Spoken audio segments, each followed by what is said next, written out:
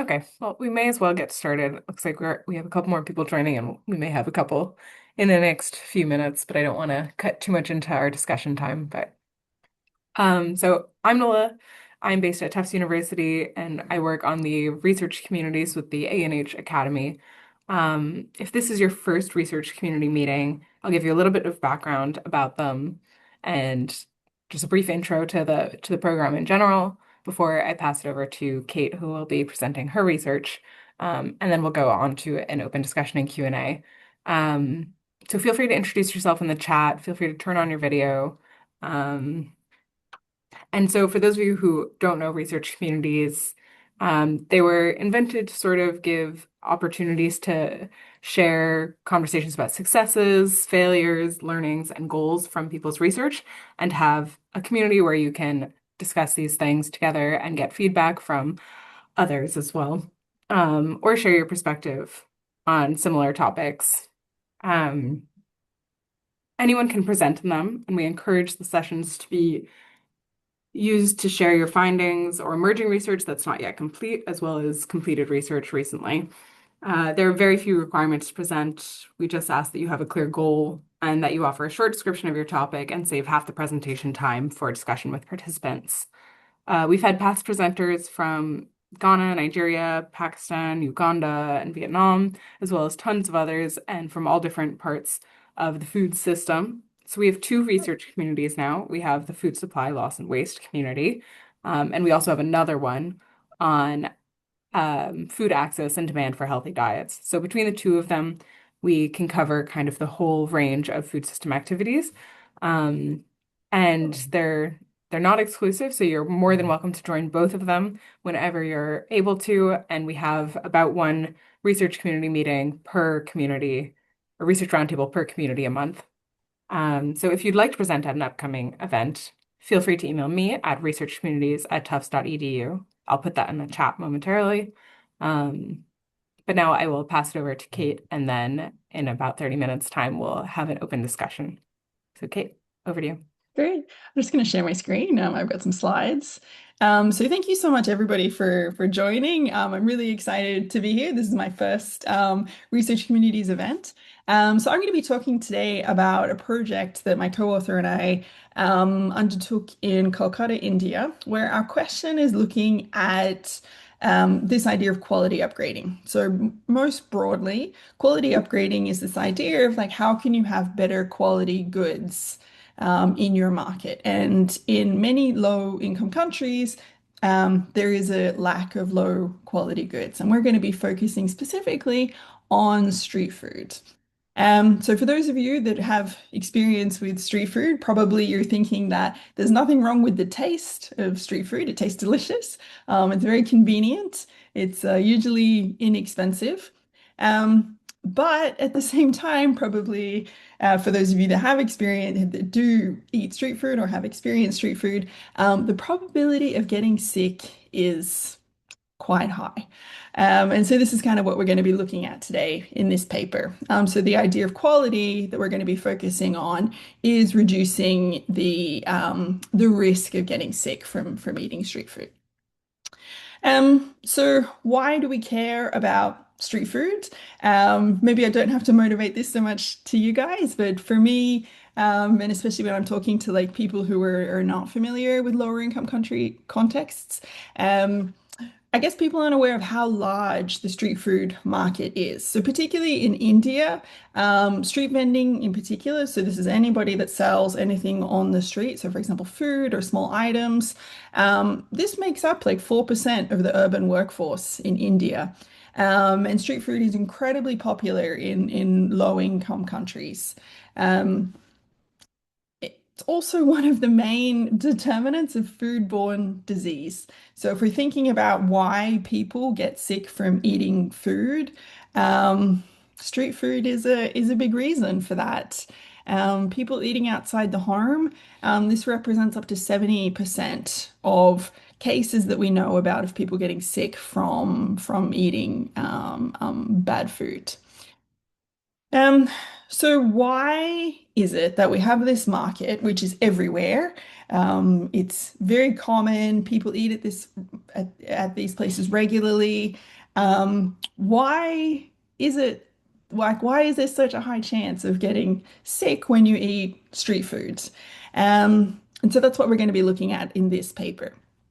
Two things I think are important about this particular market is that street food vendors are these kind of informal survivalist type firms. Okay, so they're difficult to regulate. They're kind of a lot of change going on. So there's like, they're just people that operate on the side of the street and they cook food and they sell it there. So there's low productivity and high uncertainty. The other issue, which is interesting about this market, is when you look at a plate of food, no other contextual clue, so you're just looking at a plate of food, it's actually really hard and probably impossible to tell whether you're going to get sick from eating the food or not. So usually when you try and think about like, oh, whether is this place going to make me sick or not, should I eat here? You're usually looking at other things other than the plate of food. And so oftentimes you're not going to know what actually made you sick. And so this kind of makes it hard to kind of for consumers to identify quality. And therefore, if we're thinking about maybe consumers demanding higher quality or wanting to pay for higher quality, this is actually quite difficult to do in the street food context because it's just a plate of food and you can use the contextual clues. You can look at the vendor and see whether this person has like washed their hands or whether the cooking area is clean, but you don't actually know until probably much later that this food is going to make you sick. So just to give you guys an idea about the type of vendors that we're focusing on. So these are people that kind of work in these kiosks on a street. So usually this is a busy pedestrian street. You can see some cars in the background here. So the back of the kiosk faces onto a road. Um, the food is being prepared in place. So you have this person here who is cooking the food. You have people who are standing around eating the food. The vendors operate in the same place. So they kind of informally rent this space on the sidewalk and they leave all their items there overnight, which makes it very difficult for them to kind of invest in high quality infrastructure. So there's no running water, there's no electricity. They do their cooking on gas. They have to be careful about what items they keep in their kiosk because they just store them in these locked boxes here overnight. So the risk of theft is extremely high. Um, it's also a very difficult environment to keep clean. So as you can see, there's cars that are driving past, there's people who are walking past, and this generates like a lot of dust and dirt. There's no trash collection, so your garbage is often seen kind of on the street next to these parked cars. There's nowhere really to like wash your hands. This is where the dishes are done, so the water gets quite dirty. It's just a very difficult environment to operate in. And so there's a lot of risk factors that you can see that kind of maybe can lead to contamination of food. So what are we going to do in this project? Well, first of all, we need to figure out what we mean when we say quality in this market. So for us, what we're thinking about is we want to reduce the risk factors associated with contaminated food. So for example, maybe using better and cleaner equipment to produce the food, maybe improving food safety practices like washing your hands or using cleaner water. So first of all, we kind of need to come up with a measure of quality that we can use to see whether quality is improving. The next thing we're going to do is we're going to see whether consumers actually want safer foods, because maybe in general people don't care. Like it tastes good and maybe you get sick sometimes, but oh well, whatever, that's just what it is. So maybe there's no kind of demand for safer food among consumers, and then that's a perfectly reasonable explanation as to why quality in this market, why food safety in this market is low. As a bit of a spoiler alert, we do find that people want to pay more for safer food. And so then the question becomes is that, well, why don't vendors provide safer food. Like consumers are willing to pay more. So what is the problem that's going on here? And so we're going to look at two aspects in particular. We're going to look at the cost of providing safer food, and we're going to provide some of these items associated with with producing safer food, and we're going to see whether that can help vendors produce better food outcomes. And then second of all, we're going to give kind of these bright, shiny, big items which are associated with safer food. So we're going to give them like a brand new like hand washing station and like a really nice, shiny water container. With the idea being that if you come to a kiosk and you see that these vendors have these kind of new shiny items, you might associate those items with better food quality, and therefore you're going to be more likely to purchase from that vendor. And so the idea is if we can both subsidize the cost of producing safer food and then also signal to consumers that this vendor is producing safer food, then it's highly likely that producing safer food is going to be profitable for the vendors. So they're going to make some money out of this. They're going to want to continue doing this. And the idea being is that maybe we'll kind of shift the status quo towards safer food production. So let me start first of all with how we identify quality in this market. So our funder that we worked with on this project is the Food and Agricultural Organization. So they were really great and helped us and gave us lots of money to do this project, and we're forever grateful for them. And one key issue that they really helped us with is trying to figure out like what the risk factors are with producing food, and how we can measure these. So there's a lot of things you can see here that might be a bit difficult to measure. So for example, early morning transportation, we don't observe that. So we just have a data collector that goes to the kiosk at some point during the day and then has like a list of questions that he or she like checks off as to whether the vendor is doing these things or not. And so the things highlighted in yellow are the things that we identified as being easy to measure. Um, there's obviously many, many, many different things. And so this is just one of the small maps that we created. But in general, we chose as part of our quality measure, we chose things that were associated with equipment and practices related to sanitation, water, and waste.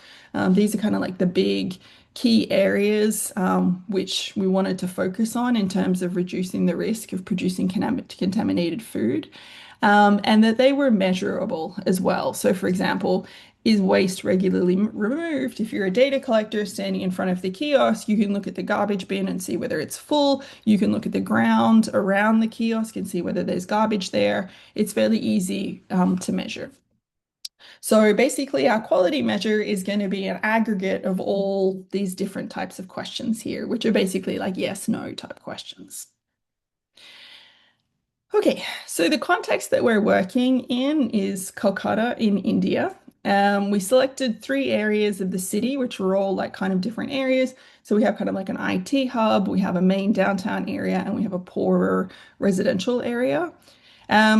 We kind of just did like a baseline assessment. So we kind of did a survey about what the conditions are like generally before we started our project. And in general, the large equipment items that they have, so like the water storage container, the dishwashing equipment, it's all there, but it's not in good shape. Um, Also, we didn't observe great hygienic practices and awareness. So, for example, it was pretty rare to see vendors washing their hands with soap. Raw food wasn't covered. There was a lot of garbage on the floor. Probably most importantly, I think, and what was most striking for us is that we tested the water quality that the vendors were using. So, what vendors have to do is that they have to go to a public tap in the morning and fill up these big water storage containers, and then that's going to be what they use throughout the day. And we found that water that they're using to be extremely of low quality. So, for example, we found E. coli in almost 50% of the water samples that we took.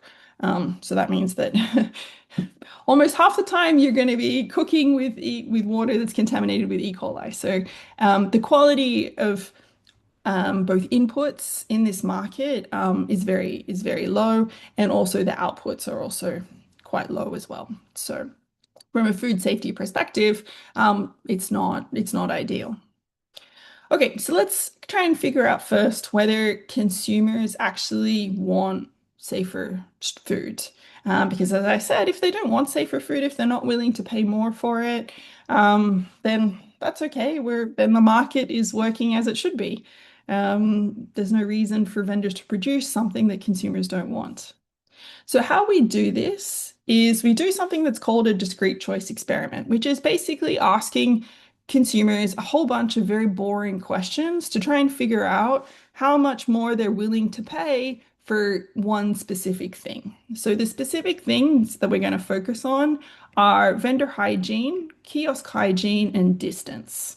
So we're going to ask a bunch of questions. Is that how much more, or suppose you have two items here. So one item has high vendor hygiene, the other item has low vendor hygiene. How much more are you willing to pay for for the person with high vendor hygiene? So basically, we interview about 3,000 customers. We ask them 18 questions, and that's going to help us figure out how much more people are willing to pay for these kind of items here, these attributes here. So what do I mean by this? Let me give you an example about how boring the questions are. So we have two vendors that are selling this very popular dish. Both meals look equally tasty. You haven't tried them. Which option would you choose? So option A, the vendor is in front of you versus option B, it's a 5-minute walk. Option A, the person is not very clean. The kiosk is not very clean versus a kiosk that is cleaner and the vendor's personal hygiene is also cleaner. So here you're trading off distance for cleanliness. And so this is a higher price, this is a lower price. So which one would you choose? People are asked like 18 of these questions, which is very nice for them to answer. We try to bribe them a little bit through chocolate. And so this is basically how we're going to figure out whether consumers are willing to pay more for a vendor that is cleaner versus less for a vendor that is less clean. So I'm going to show you a table of results, and you can interpret these numbers here as being the amount in rupees that people are willing to pay more for. So if we just focus on the vegetarian meal option, vendors are willing to pay 80 rupees more for a veg meal that is produced from a clean kiosk. And they're willing to pay 30 rupees more for a meal that's produced from a clean vendor. And their location doesn't really matter that much. It's not like a 3 rupee difference, which is basically nothing. So how do we interpret these prices? Well, the average price of a veg meal is 33 rupees. So people are willing to pay more than double for a meal that is produced from a clean kiosk. And here they're willing to pay, oh, excuse me, sorry. My phone is, sorry, 1 second. Could you put my mom also? Um, Thank you. Sorry, I'm just getting a call. I'm in the middle here. So then people are willing to pay almost double or more for a meal that's coming from a clean kiosk or a clean vendor. And so what this means essentially is that if we look at the price in like in a non-air conditioned restaurant, if we add these two numbers up, the price starts to be actually pretty close to what people are willing to pay in a restaurant. So I would interpret this as being there is like significant demand for cleaner food. So then why aren't vendors supplying it? So what we're going to do is we're going to try and reduce the burden associated with producing high quality food. We're going to give vendors a list um, of items that are associated with safe food processes. Sorry. So for example, we're going to give them a hand washing facility, a primary water storage container, a garbage bin, and a drinking water facility. These are the visible items that are going to signal to consumers that things are being produced in a clean way at this kiosk. We're also going to give them other items which are less visible to consumers. So, for example, soap or chlorine for treating the primary water storage container. And this is important for safe food practices, but it's not visible to consumers. Um, we have two treatment arms. So basically, we're going to be doing what's called like a randomized control trial, which is the same as what you would see in like a medical trial. So basically, you have a control group that doesn't get anything, and then you have a treatment one arm and a treatment two arm. These are randomized as to what arm you're going to be in. So we completely randomized a whole bunch of vendors who is going to get the treatment, who's going to get who's going to be in the control group. Um, all of the treatment vendors got the infrastructure. So they got all of these items on this slide here. Additionally, we wanted to look at whether training was going to make a difference here. So in the second treatment group, these guys also got training. Um, to be very honest, the training didn't do anything at all. So I'm not going to talk about this very much from now on. But that was the idea that we thought that this would kind of like make an even bigger impact on the usage of these equipment and supplies, but in the end, it didn't really do anything. Um, yeah. So then this is kind of like a quick illustration of the groups that we have. So we have a control group which received nothing except a token of our appreciation. Um, and then we had both the groups receiving the small supplies and the large equipment, and then T2, the second group, also receiving training in the end. So again, this is kind of like a signal. The large equipment is like a signal to consumers that the vendor is producing like a really good quality food. And then the small supplies, it's not a signal to consumers, but it's important for food quality, for quality food preparation. So with a randomized control trial, basically what we're looking for is we're going to be looking at the difference between the control group and the treatment group. Um, both of them are the same before we start. So at the beginning, they're all producing maybe low quality food. There's lots of problems in this market. Then we're going to give these treatment groups the sanitation related equipment and small supplies, give them the training, and then we're going to compare the difference between the control group and the treatment group and see whether there is a difference here, see whether the quality of food that's being produced is in fact higher. So how we do this is we try and collect a whole bunch of data. And in particular, every week we have a data collector that's going to the kiosks and they're kind of going through this checklist of items that are associated with quality. And we're trying to figure out whether vendors are actually producing higher quality. Um, so in particular, I'm interested in this kind of overall quality, which is basically just a checklist of 20 items. So remember back when I was showing you that cool concept map with the yellow highlighted areas, we have 20 questions which are associated with quality, and we're just going to count those up. So does the vendor wash their hands before touching food? Is the raw food covered? Is the drinking water stored in a clean container? Is the dishwater that they're using to clean their dishes, is that clean? So all of these things which are associated with our large equipment. So are they using the large equipment? Are they using the small supplies? And are they engaging in better food safety practices more generally? So I'm going to present a table of results because I'm an economist and I I can't help myself. But how you should look at this is kind of like the improvement in quality. So if it's a positive number, it just means that there's a big improvement. If there's stars, it means that it's a important improvement in here.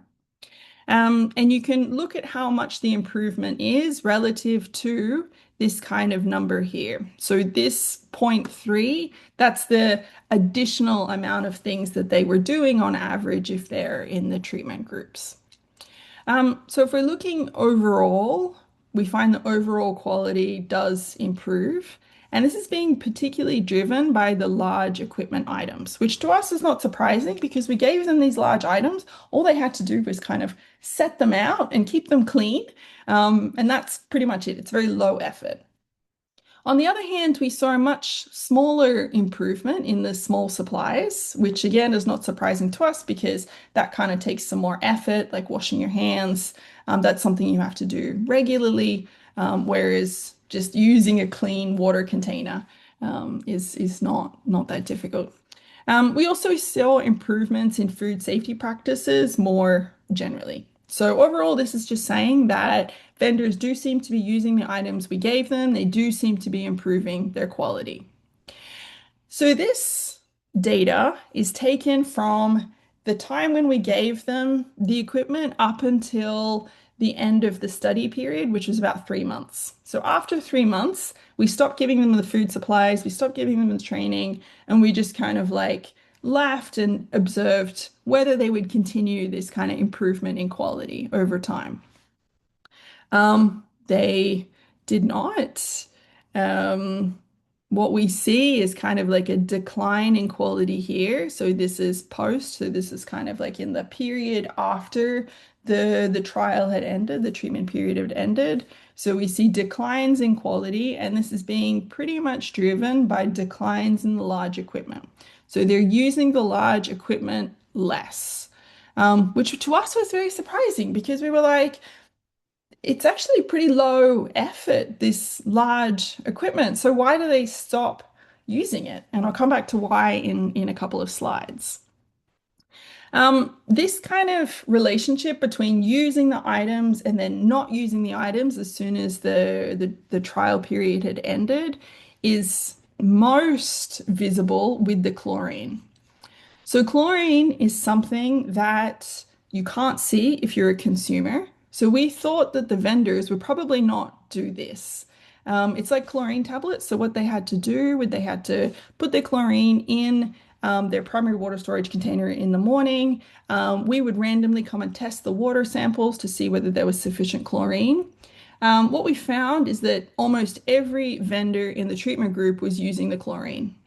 So to us, that was like, wow, we can't believe that they're doing this.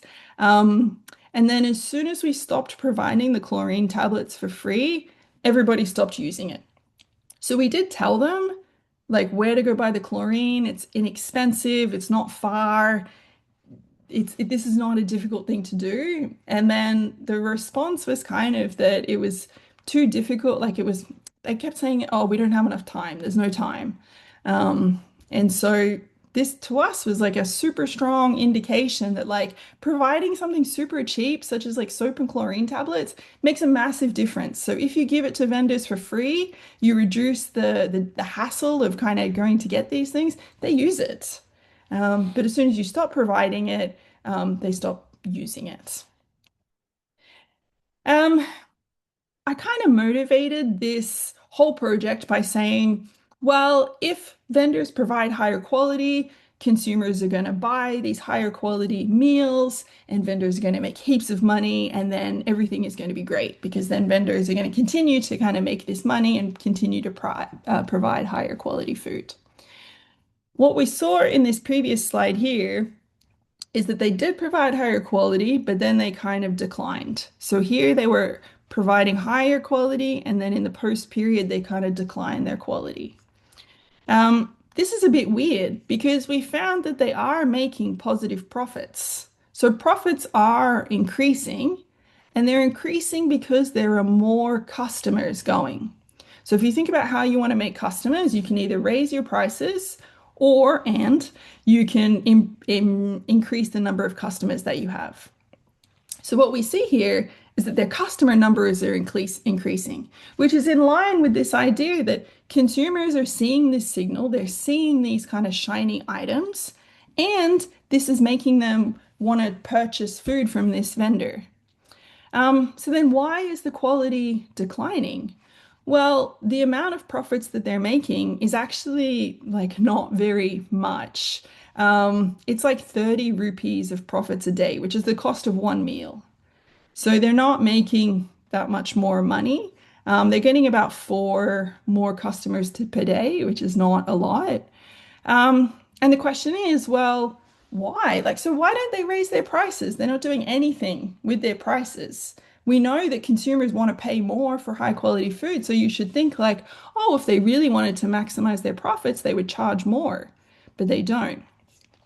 And so this is where I think this very context specific issue has come into play here. So in this particular market, what we were finding is that vendors collude on their prices. So there's these informal unions that operate and they work together with the idea being of generating some protection from the municipality and from the police. So they all kind of band together and they work together. And part of working together is to charge the same prices and to figure out who's going to sell what meal. So we had almost 70 of vendors agree that it's common practice to coordinate with other vendors. And importantly for us, almost 90% agree that if there's another vendor that has a different price, it's not seen well by other prices. So there's this kind of mechanism in this market which is keeping prices the same. So even if you have higher quality, you're not going to change your prices because you don't want to upset the market here. You don't want to upset the other vendors in the union. Um, Another issue, which I think is very specific to this market, and this relates to why we saw a decrease in the large items, is that the items just got dirty and they got broken. And they got dirty and broken very quickly because this is a very challenging setting to operate in. So they didn't have time to clean the items got broken overnight, and there was also a lot of theft. So a lot of the items actually got stolen. Our items that we gave them got stolen during the 6 month period that we were looking at. So if you're thinking about how we can improve quality in this setting, we know there's demand. We know that consumers want better quality, and we know that vendors can provide better quality. It's just not profitable. It's not worth the additional effort to do this, because the increase in profits that they get is actually like pretty small for all this extra effort that they're going to. And in part because they can't raise their prices, they're constrained in how many more customers they can service. They're just on the side of the road, right? It's not like they can double the size of their kiosk or add a lot of more employees. These are like very small operations. Um, and so without potentially like providing things like chlorine tablets, providing soap, providing better water, electricity, regular garbage collection, it seems unlikely that we're going to see any type of quality upgrading in this market. So yeah, so thank you very much. Thank you so much, Kate. That was terrific. Um, I'll I've stop definitely sharing learned a my lot. screen so It's you really can. interesting. We'll open it up for conversation questions now, so feel free to unmute yourself and ask a question if you have one. Otherwise, you can put it in the chat. Go ahead.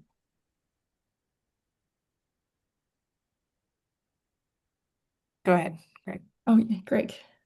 Awesome. Hey, thank you. Excuse me. Thank you so much. Really informative, really nice, really well presented. Thank you. Yes, just a kind of a quick comment and then a question as well. Hmm. It's part of a project that looks at kind of markets for fresh food in India. So Mm. Sabzi mandis and rural markets, and you see that kind of informal, uh, you said like an informal union, informal pact Hmm. between like fresh fruits and vegetable vendors, right? At the start of the day, you'll hear them Yes. all talking and shouting at each other. Oh, 50 rupees. So Yeah. that's really interesting. Really interesting. Um, I was just going to ask, do you have any plans for kind of disseminating this or working with the FSSAI? Because I mean, this Yeah. seems super, super relevant and informative for them. Yeah, so I think so from an academic perspective, from a researcher perspective, I would love to kind of understand more about how these unions operate because this seems Mm, like super key in making progress in this market. So when we were kind of starting off this project, we didn't go to the vendors, we went to the union leaders and we asked them like if we could kind of work with these guys and maybe do this experiment, and we had to um, yeah, make sure everybody was on board. And so I think understanding how these unions operate and things like setting prices or regulating what meals or even just regulating like what kind of people work in this industry. So like these street food vendors, they have to get permission from the unions to operate. And they have a space that they get from the unions. And so I think this is really key in trying to change this market because if you can get the unions on board with change, then I think that is going to flow down to the vendors much more quickly. So from an academic perspective, that's what I would love to work on. In terms of the municipality, they have many things to worry about. And I think regulating this market is very challenging. And I think from them, that was kind of like the key thing that they were looking at, they were interested in. Um, so when we spoke to them, there was two things we were interested in. They were interested in. The first was making them look less ugly because these vendors take up a lot of space on the street and makes it hard to walk past. It's kind of a bit chaotic. They create a lot of garbage, a lot of um, yeah, it can be quite dirty.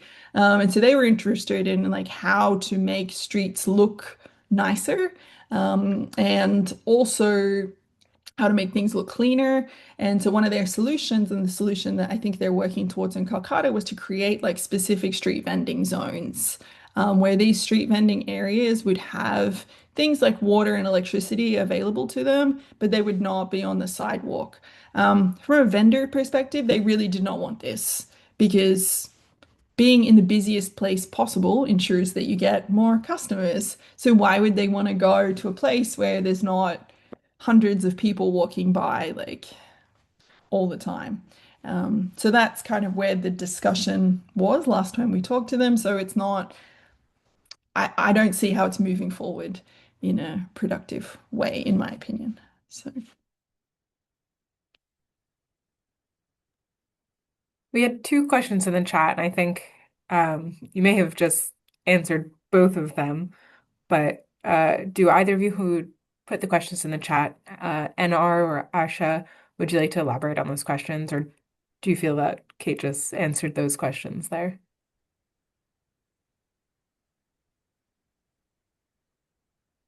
So I do think that um, working, I would love to work more closely with municipalities, and we did try to have a couple of discussions with them. Um, it's a bit hard as a researcher because I have no influence, right? There's nothing that we have to give the municipality something in order for them to want to work with us. And so we're trying to figure out what that could be. I'm not sure that they were very interested in us saying like, hey, give them chlorine tablets. I think for them that was like a lot of effort for yeah. And so I think in terms of working with policymakers, um, from my perspective, I really need to figure out like how we can find a topic that both parties are interested in. So how can we find a topic that policymakers would be interested in working on? And then how can we find a topic that would also be beneficial for kind of this idea of quality upgrading and providing safer street food in the market? Because it's not obvious to me that safer food is a priority for the municipalities per se. I think that's part of it, but I think that they're interested in maybe a slightly tangential side of things, which is you know, that these places are quite dirty and they create a lot of garbage. And so I think the municipalities care more about that. Sorry, I just saw your question in the chat. Um, do the unions have enough power to influence change in the sector? Yeah, I think so. I think so. Um, So if you're thinking about change, it can come from two directions. It can come from the top or it can come from the bottom. And I think what you're referring to is change coming from the bottom, which is the unions bringing about change. Um, if we're thinking about it coming from the top, then that's kind of like enforcing regulation. And to me, I don't know if that's the best because these street food vendors are already operating in these kind of very precarious environments. There's a lot of bribery, a lot of extortion. They're always threatened to be kicked out. I don't know, adding more pressure to them is necessarily the best thing. So then I think, yeah, then going through unions and trying to get unions to work with us and thinking about like how we can encourage, say, for example, more profit. So selling this idea that, oh, you're going to make more money if you provide these things or if you try and provide a cleaner environment. I personally think that's the way to go. Um, Greg, I know you have your hand I'm up. s- I'm sorry, I was making notes. You may have just actually answered what I was about to say. Um, you were saying about how to bring on board policymakers and make it Yeah. tangible to them, and what do you and I'm maybe about to use words that I'm not too sure what they mean, but like, is there a little bit of like health economics here? If you say, okay, the chlorine tablets cost Hmm. X amount, but the Hmm. potential benefits of Exactly. 500,000 people eating Yeah. it, like, is that one way? And again, Yeah. that opens So up your yeah, so it depends what the municipality cares about, because it has to be worth the additional effort for them. mm, Um, I'm not sure that cleaner. So, for example, they didn't believe us when we said that the water was bad. They just said like, "Oh no, we chlorinate our water here. Like that's not a problem." So even if we say like, "Oh, we did these tests," then that wasn't something that they were really open to discussing. So I think in a perfect world where everybody's interests were aligned, then yes, obviously, something like chlorine tablets, I think, has a massive rate of return. They're so cheap, they're so easy. Just dropping off or making them available to vendors would have a huge impact. But if that's not in line with what the municipality wants, then it's a little bit more difficult to convince them of the returns to that. Um, I think maybe they'd be more interested in things like, oh, if you have regular trash collection, then that might not cost so much money, but then you would not have all this garbage and food waste on the pavements, and whatnot. So Tanya had a really great question, which is about the consumers. Yeah, okay. So this was really interesting, and this is why we wanted to pick these kind of three areas in Kolkata. So we picked a rich area, which is like the IT district.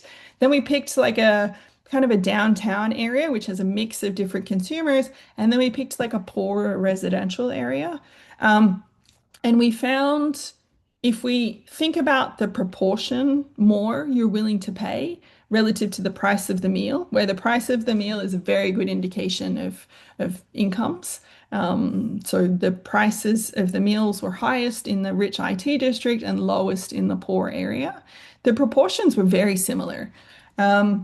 So in terms of like actual rupees, it's absolutely true that the people in the IT district are willing to pay significantly more in terms of rupees. But if we think is about a proportion of the meal, it was pretty similar. So even people in the poorer areas were willing to pay almost double for the price for a meal that was produced in a cleaner area.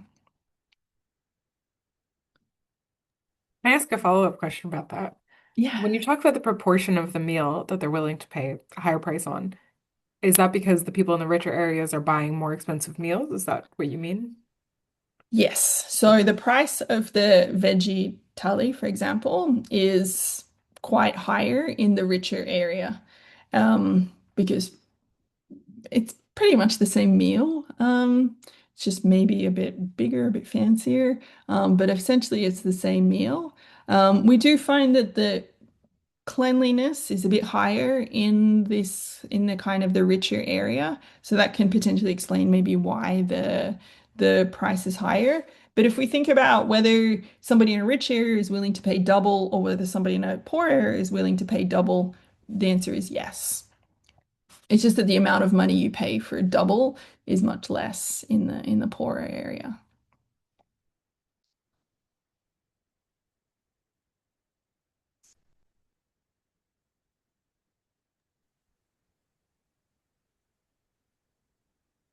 Hi, Alex. Yeah, this is really fantastic. Thanks for sharing today. Thank you. I had a question. Maybe you covered this, but I missed it.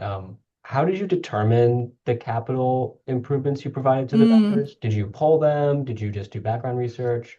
No, okay. So we had like a baseline. We did like this kind of initial survey. So we had an idea about what items were in poor condition and what items were the vendors used regularly. We also worked with like a small organization that works directly with street food vendors. And they were able to talk to the vendors and ask them a little bit about like what items that they use a lot. And then, so that was kind of like the first initial idea, just trying to figure out like what they have. And then we worked with FAO to figure out like where the biggest improvements would come from. And here we were a bit constrained because there's no piped water, there's no electricity. So thinking about items that we could purchase and deliver and would be useful and they could store in their kiosk. So it was, if we're thinking about providing the best items possible, then that's not what we did because we had to take all these other constraints into consideration. Cost was a big thing. So FA were very generous, but there's a limit to how much we could provide. And so we were just trying to balance how much we could give the cost of these items, transportation, delivery, making sure it wasn't a burden for them. We didn't want to give them these items that they would find annoying or sell because it was annoying. We wanted them to keep them and use them. Um, and for the most part, they all did keep them. Some people brought the items home, but I think that was mostly because they were worried it was going to get stolen. So we had these like hand washing facilities, and a lot of people took those home. Um, so either they got stolen or they took them home, and that kind of explained why they stopped using them. So yeah, so the evolution to try and come to this set of items was, um, yeah, a bit bumpy and trying to figure out what would work best in this context. So there's another question in the chat. No, and you please feel free to ask questions. This is really fun for me. Um, did I observe any cultural influences, factors promoting these kinds of informal markets? Yeah, people might just love food from these places, no matter the safety concerns. So that was definitely what we started off with. We thought that maybe this is in economic speak, this is a perfectly efficient market, which means that nobody is demanding safe food and nobody is providing it. People just want something that tastes good and is cheap, and that's it. So that's why we wanted to do this kind of like experiment with the consumers and figure out if they were willing to pay more for a safer food. Um, and they are. So they're willing to pay more than double in some cases for a meal that's produced from a cleaner kiosk. And so that indicated to us that while people may love food and they might find it very convenient, they would also prefer it to be produced in a cleaner environment. And so then that kind of led to the second part of the project, which was like, well, why aren't they providing it if this is what consumers want?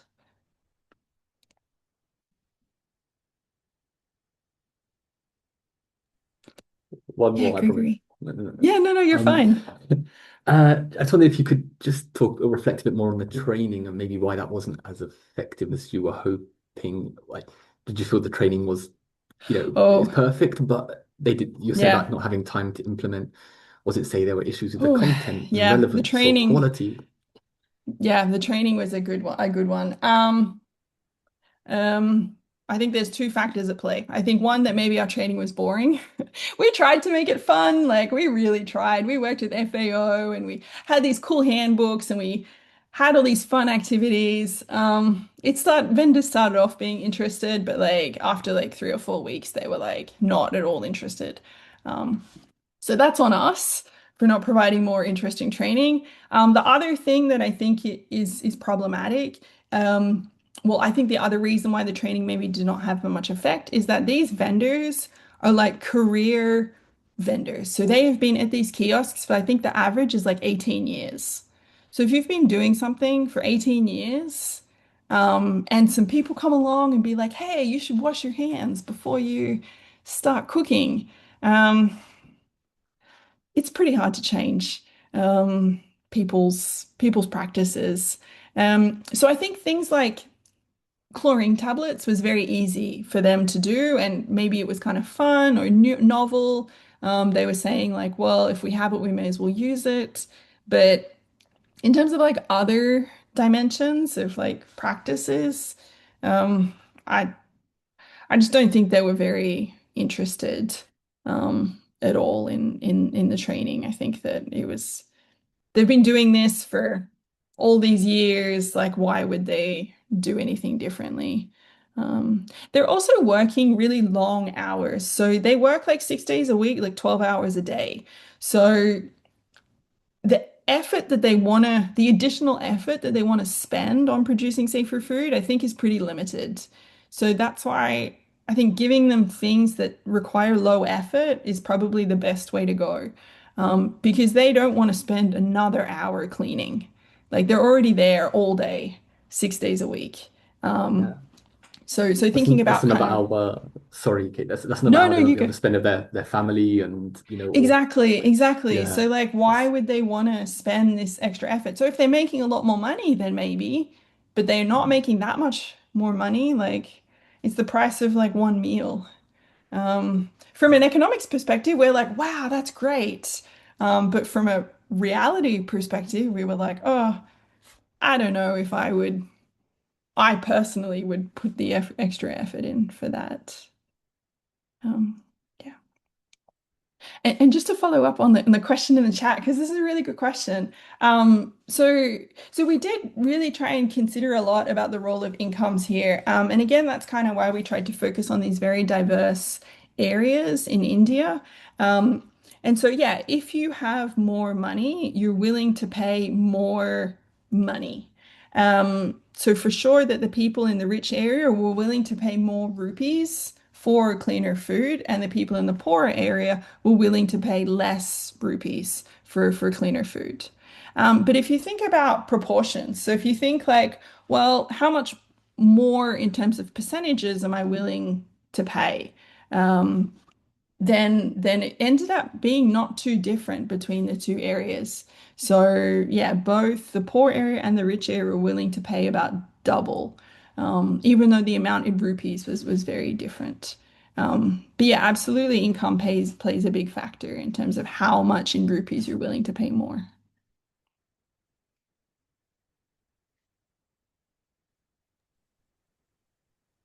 One Yeah, more for Alex. me. You mentioned that many of the vendors had been operating for a very long time. Did you notice that vendors who were newer to the business were more likely to We adopt didn't have that practices? many. We didn't have that many new Uh, vendors. So, um, there is like no entry and exit in this market. Um, I think that people's sons take over their father's businesses. mm, We did not see any new people. Everybody that we had in our sample had been there forever. Um, like basically all of the vendors are like 40, 50-year-old men. So these are the guys that are running the kiosk. Sometimes their wives are working there, but in terms of like the people that own the kiosk, it's probably like a 40 to 50-year-old man. Um, and so, yeah, it would have been great to see like, oh, there's like a new guy, there's like a young guy, does like he do something differently? But there weren't any. That we observed. So yeah, you should really think about this market as being like this is somebody's like life. So they take over this kiosk in this spot from probably their parents or they buy the spot from somebody else and then this is what they do for their entire life. So they have lots of experience, um, but yeah, that can also make it a bit difficult to change. Yeah. And so there's one more question in the chat. So we didn't actually, so the question is like, did you see some kind of fish or other aquatic foods there in the markets? So we deliberately, um, this is why we didn't want to test the food for its microbiological content. So when I was talking about quality, I was a bit sneaky and I just said like, oh, we're going to measure these risk factors. And probably some of you thought like, well, why don't you just test the food and see if the food is like less contaminated? And this is where, say, for example, different types of foods would probably have a different result. The reason why we didn't test food and we just focused on risk factors was because there are so many things that can go wrong at any point that can contaminate food. And we were talking at like really great length at FAO, and they were like, look, for the amount of money that you have, it's just not worth it. Like you're going to need like a massive sample. You need to test things like every day. It's just going to cost a huge amount of money. Um, and it's going to be really, really difficult to figure out like why this food is contaminated. So what they recommend and kind of the strategy that they use when they're trying to improve food safety is they really think about it from this like risk factor perspective. So what are the actions that you can take when you're preparing the food to reduce the risk that things get contaminated? So like for example, using clean inputs, using like washing your hands, using a clean counter space, making sure um, that your trash, your garbage is properly disposed of. So that's kind of why we didn't really try and focus on like different types of meals. Um, yeah, because it becomes a bit more complicated to do.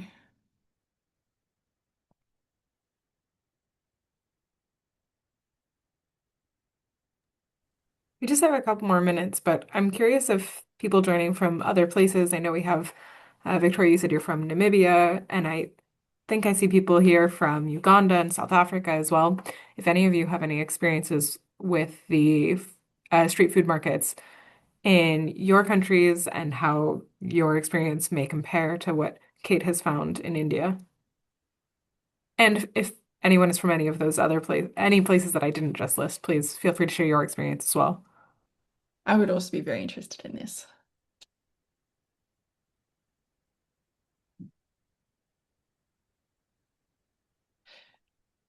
So when I was talking to people in India when we were in Calcutta, we were working with some people at a university, and they were like, "Oh, so these are like, high income people in India," and they were always like, "Man, street food, it tastes so good, but it's so bad for you." So I don't know if anybody has a similar Can similar I go? experience. Yes, please. Yeah, okay. So happy to share the Namibian experience. We do have open markets like in big cities such as Windhoek, and there are specific food or meals that are only served at those open markets. And if, let's say, kapana, for example, this is your meat roasted. If you want it, you can only get it from those places. And sometimes you see that the environment is not clean. You can see there are a lot of unhygienic stuff around, but still, because you're seeking for that meal and it's not offered Yeah. anywhere else, so you sort of like turn a blind eye on that and just go ahead and dig in. Obviously, at the same places, you have mostly like the younger vendors tend to be more hygienic as opposed to Mm, the older ones that have been in the business for long. But mm, then again, in addition to that, you have customers, consumers that don't really mind. They would say, I've been consuming this meal in this yeah, state for years and I'm still healthy, or I'm immune to whatever risks are there. So these dynamics are different as in from places to places. But yeah, unless you have so questions, interesting. yeah, that's my submission. Think that overlaps with what we saw in Kolkata as well. Is that, yeah, there's just amazing, it tastes amazing. There's like certain things you can buy in street food markets. I think people know to some extent it's not the best quality food, but they still buy it. They still buy it anyway. In addition to that, there's a hotel like in a marsh, like in a urban area that sells the same, almost like the same meal, the kapana, but still, I don't think they get a lot of consumers for that or clients for that because people still Mm, feel the one in the open market is much better because this one is more diluted. They add a lot of, mm, modern stuff. So people would still prefer the ones in the open market where it's not really hygienic. mm. So interesting. Daniel, if you want to go ahead, and then we'll wrap up. Thank you, everyone who's able to stay for a couple extra minutes. Thank you for the presentation. Foods, street foods are very important, even in Uganda. But I've been thinking that this study provided training to vendors, Mm, uh, and I've been wondering what if the training was to like sort of awareness to the consumers instead, would it have mm, made a difference in the demand for these safe mm, foods? Because like in your presentation, you mm, noted that probably the vendor could have realized that the investment is not worth it mm. because the consumer is not actually minding of the additional effort to make the food safe. So if the training was to the consumer, would it have Yeah. created a difference? Thank you.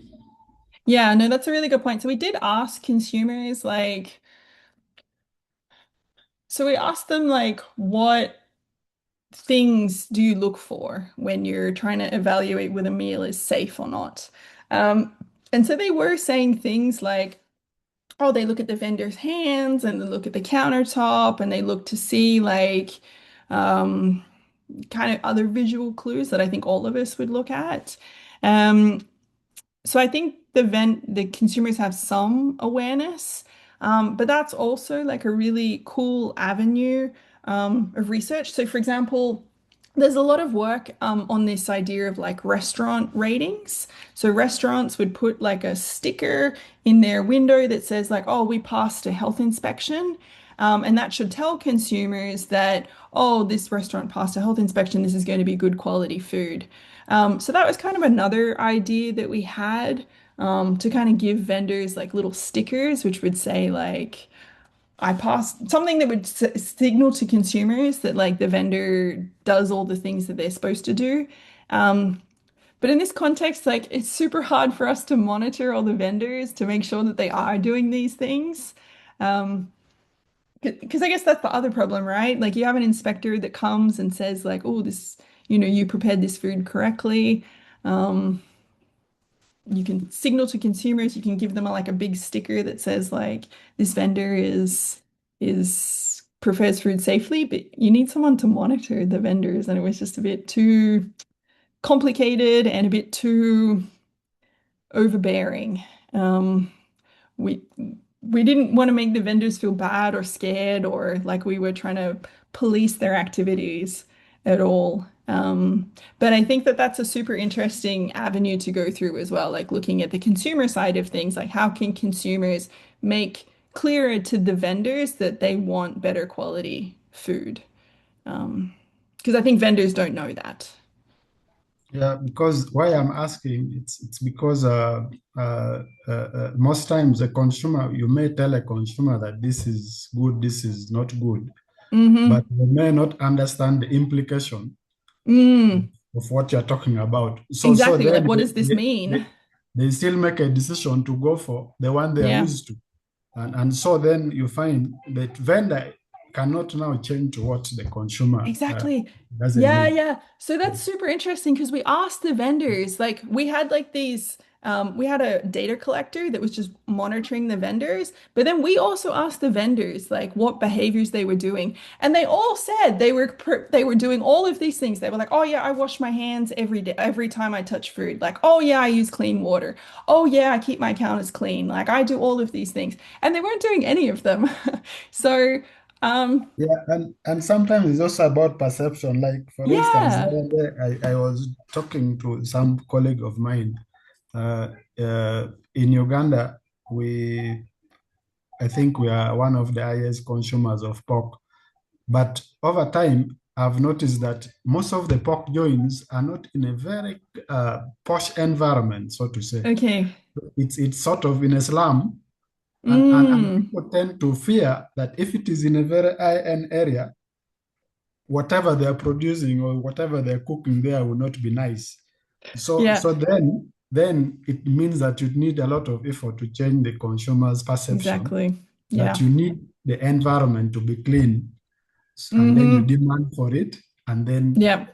the vendor would be able to also change accordingly. Yeah. No, I think that's super interesting, and I would love to look more into that and maybe kind of do like a another little research project looking at the consumer side of things. That's a really great point. Mm. Okay, well, Thank you, everyone, so much for joining us today. And Cait, thank you so much for that presentation. It was very engaging and led to a ton of great conversation. I encourage everyone to continue this conversation offline if you're interested. Um, and thank you so much again, Cait, and thank you to everyone else who participated and shared your perspectives today. Thank you so much, everybody, for coming. I really appreciate it. And thanks, Nola, for hosting me. Absolutely. Thanks. Bye, Okay, everyone. Thank you so much. Thank you. bye.